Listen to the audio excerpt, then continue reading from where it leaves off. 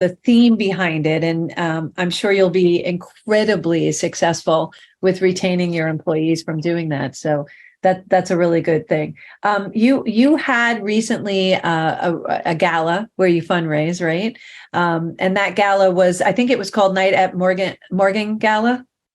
At night, and yes, in the Morgan Library. Yeah, the Morgan Library is awesome. If you haven't been there, you have to go to New York City. You have to go check it out. It's not really something you can see all of the elements of. You have to kind of be part of it to do it, but it's a beautiful site and it's very historic. How was the night? How was the gala? I know you do fundraising. And by the way, WellLifeNetwork.org is the website for WellLife Network if you're interested in employment. If this sounds like a really good place to work, which PS, they're really good people. So you're going to want to work here, but also your fundraising efforts. How did that go? I wasn't able to make it back into town. I had a speaking engagement. I couldn't get back in time.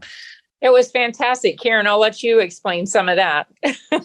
So the gala was lovely. We were at, as Sherry mentioned, the Morgan Library, and it was a really nice venue for folks that hadn't been there before because the venue allowed for our attendees to just kind of walk around and take in all of the exhibits while we kind of strategically placed some information about our programs around. So not only were attendees able to, take a look at all the exhibits, but they were also able to kind of interface with some of our staff, a few of our individuals that we work with, in addition to kind of seeing some slideshows that we put up. But it was really at their own convenience. It wasn't a very we specifically wanted to give people an opportunity to enjoy the space. So we didn't have a very long program, which I think turned out pretty well. I think people, since the pandemic, things have kind of loosened up a little and have been a little less formal. And I think most people appreciate that.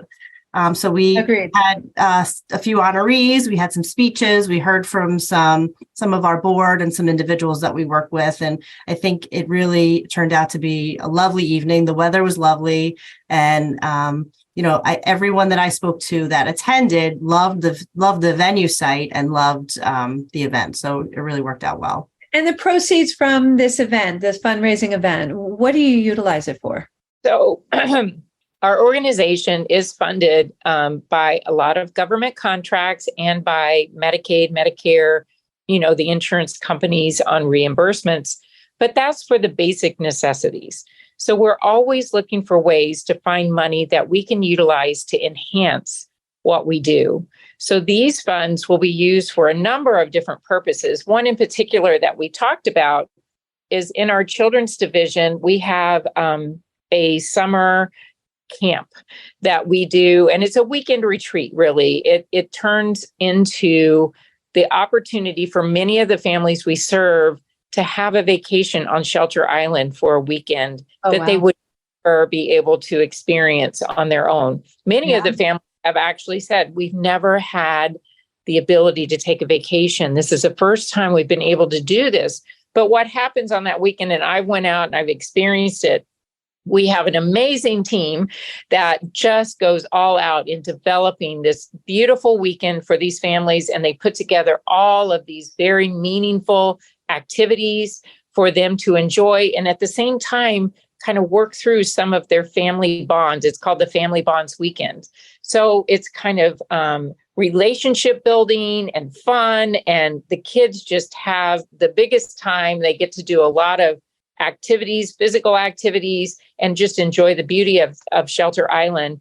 So we wanted to raise funds for that because we were told earlier that we were getting support from Suffolk County, and I'm not exactly sure which program it was, but unfortunately they had to pull the funding. So we needed to raise some money to make sure we could continue that weekend for the families. So that's one specific example, but in many other cases, we want to provide opportunity for our individuals to go into shows in the city, to experience all that New York brings to the table.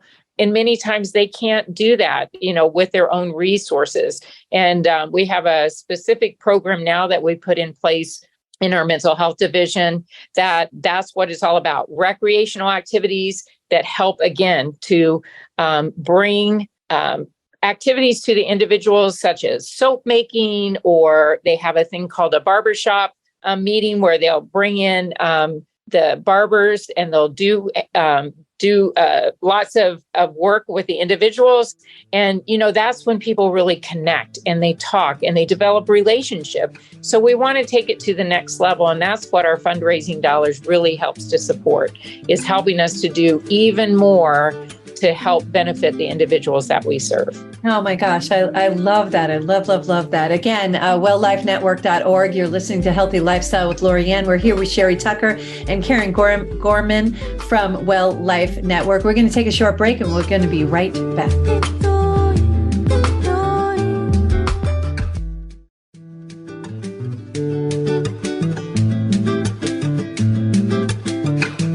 Welcome back to Healthy Lifestyle with Lorianne. I am Lorianne Casdia. If you'd like to be a guest or lift up your business or product or not-for-profit, or if you have a question or comment, feel free to email us at healthylifestylewithla@gmail.com. That's healthylifestylewithla@gmail.com. We answer every email personally, and we look forward to interacting with you. Today, we're having a great conversation with Sherry Tucker and Karen Gorman from Well Life Network. Loving what you do. I love the camp concept that we were just talking about, that you send the kids out for this retreat, exposing your clients to things that they're not able to really have access to. And you do that sheerly from fundraising to add as an added element to it. That's a beautiful thing. Who came up with that concept, and what was the thought process behind it? That's something that has been in place for years. We have had these children's programs before we merged two companies, actually, back in 2011. And the company that was located out in the Long Island area was called Pedersen Craig Center. So they really originated these programs, and they came from a long line of social workers that put together a lot of very meaningful programs. And that's really the basis of it. Those are really excellent things. And you have, through everything, do you utilize volunteers? Are there volunteer opportunities? I know there's employment opportunities always with Well Life Network, but do you utilize volunteers? We do. We have a thing that's kind of close to my heart. We call Project Volunteer. I'm right out there. Right, been on a few of these projects, but we go around and as I said, we are very interested in making sure that our different experiences and different locations are welcoming and relaxing and enjoyable for all the individuals we serve. And so we go and we try to beautify different locations. So we'll bring people in and teach them how to dig in the dirt many times, or paint a wall, or paint a mural. We've been painting lots of murals lately and having a lot of fun doing it. We just had a big project last week at one of our, what's called a dayhabilitation center. This is where our developmentally disabled individuals go during the day to learn their life skills and really have interactions with classmates and our staff. But it needed some help. It was a little bit of a tired looking building. So we went in and we had Paramount Plus brought a team of about 20 individuals, and we pulled out the paint, put up some designs and said, let's make this happen. And we put it on the walls and had a really good time doing it. And it turned out beautiful. Everybody's a little intimidated, but all it takes is a couple stencils, a little bit of instruction, and then people's creativity starts to flow. So we do a lot of fun things like that. Karen, do you have some other thoughts about some projects that we've done? I had the opportunity to visit the children's room that we kind of put together at our Cypress Avenue location in Queens. We had an underutilized space on the lower level near the laundry room that we were able to put some, cool flooring down, painted some murals on the walls, put together kind of a little bit of a indoor climbing area, and books and TV for video games. So the residence is for adults, for families and for adults. And we have, I think, 9 or 10 children that live there. So it's really exciting to have some indoor play space for them, which is really what it is. And, the parents were excited. They can't wait to get in there to utilize it. And it looked lovely. We also did, I was involved with a few weeks ago. We did some vegetable garden raised planters that we put together out at one of our residences, or which is more of like a nursing home type of situation for individuals with developmental disabilities. And that was really great because the individuals were excited when they saw what we were up to. And I recently just saw some pictures of what we planted, and everything seems to be thriving, which is lovely. So they'll have a lot of yummy vegetables and flowers to kind of, enjoy over the summer, hopefully. And that's a nice way to engage everybody in the community, a nice way to get your fingers back in the soil, to get your connection back with Earth, Mother Earth. It's a really nice thing to see. And then watching the progression, that's a fun thing. Even if someone doesn't want to do the work as a resident, they could watch the progression of it and then get the benefits of whatever, vegetables that you planted. So those are really great, fun opportunities. And you could volunteer to help. Do they also go to welllifenetwork.org to do that? Absolutely. There's a space on our website that you can send us a note if you're interested. And then we also have just some administrative support type volunteer opportunities. There's spaces where we need people to sit at a front desk and greet our individuals that come in.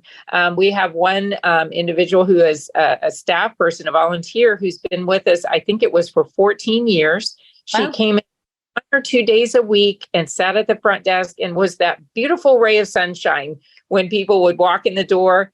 We honored her the other day and really lifted her up because of all the beautiful support she's given us. And she continues on, it wasn't the end of it, but we just wanted to make sure she knew how appreciated she was. So there's lots of different ways that you can help our organization. We just need to know what people want to do. We have opportunity for people to come teach people how to cook, or, paint a picture or shape some clay. There's so many different ways that you could volunteer at WellLife Network and really make a difference in someone's life. I love that. We have 4 food pantries in Suffolk County too that would be always interested in volunteers to kind of help. There's a lot of sorting that happens in those areas, and lots of like inventory things that we do. We also accept donations in those food pantries. So those are open to the public.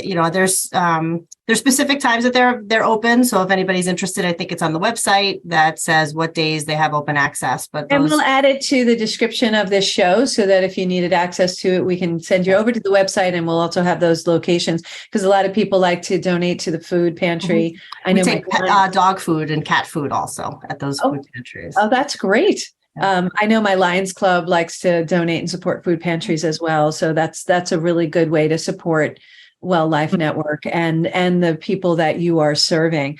I know that you have a lot of success stories.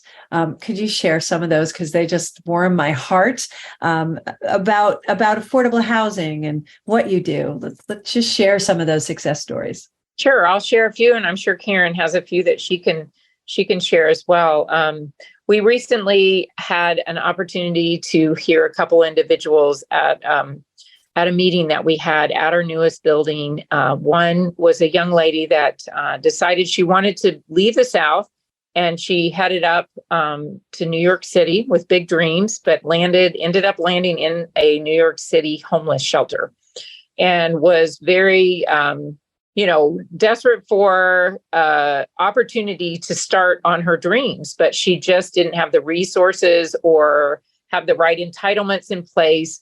And then an opportunity came when that building opened that she could come get an apartment at that location.